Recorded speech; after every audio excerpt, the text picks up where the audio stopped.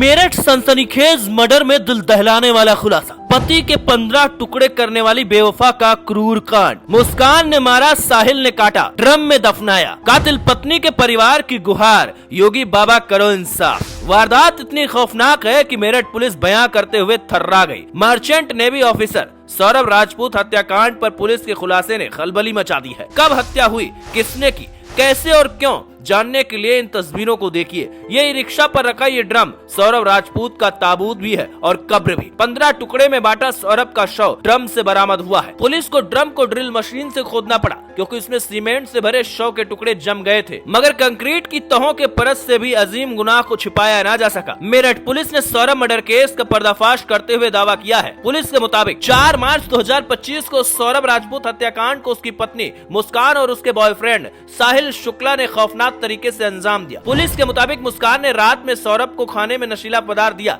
जिससे वो बेहोश हो गया। इसके बाद प्रेमी साहिल वहां पहुंचा। दोनों ने मिलकर सौरभ के सीने पर कई बार वार किया और गले को रेत दिया और फिर मौत की नींद सुलाई। मेरठ पुलिस ने जानकारी दी कि प्रेमी जोड़े के सिर पर खून सवार था और इसीलिए हत्यारे रुके नहीं, शव के टुकड़े भी किए। इस बीच रात गुजर गई। अगली सुबह मुस्कान और साहिल बाजार से ड्रम लाए, रेत और सीमेंट का इंतजाम किया। सौरभ के शव के टुकड़े को ड्रम में दफन कर दोनों शिमला सैर पर निकल गए। पुलिस के मुताबिक शातिर दिमाग मुस्कान हत्याकांड की भनक किसी को ना लगे इसका ढोंग भी करती रही। हत्याकांड के बाद मुस्कान सौरभ के फोन से सोशल मीडिया में तस्वीरें पोस्ट करती रही। उधर बेटे सौरभ के फोन से संपर्क न होने पर परिवार ने पुलिस में शिकायत कर दी। पुलिस ने तफ्तीश शुरू की लेकिन हत्याकांड का कोई सिरा हाथ नहीं लग रहा था। इस बीच मुस्कान शिमला से वापस मायके पहुंची। मुस्कान के परिवार ने दावा किया कि उसने घर पर हत्याकांड का गुनाह कबूल कर लिया, जिसके बाद परिजनों ने मुस्कान को पुलिस के हवाले किया। पुलिस पूछताछ में भी मुस्कान झूठी कहानी गढ़ती रही, लेकिन जब पुलिस ने सख्ती की, साहिल को रेडार पर लिया तो कलाई खुल गई। पुलिस के मुताबिक मुस्कान ने खौफनाक थ्रिलर स्टोरी की शुरुआत से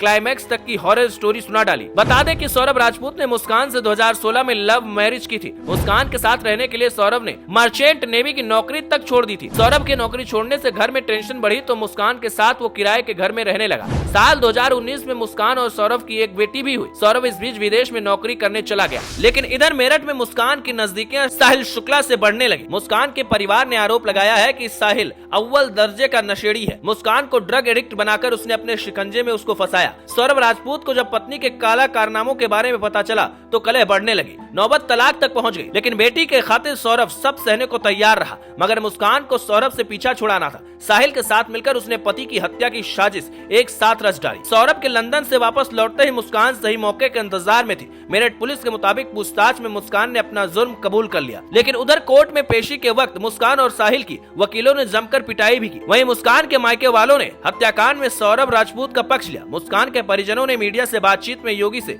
सौरभ की बेटी को इंसाफ दिलाने की अपील की है। देखना होगा योगी बाबा का न्याय कितनी जल्दी होता है, लेकिन जिस तरीके से यह मर्डर मिस्ट्री सामने आई उसको देखकर हर किसी का कलेजा कांप रहा है।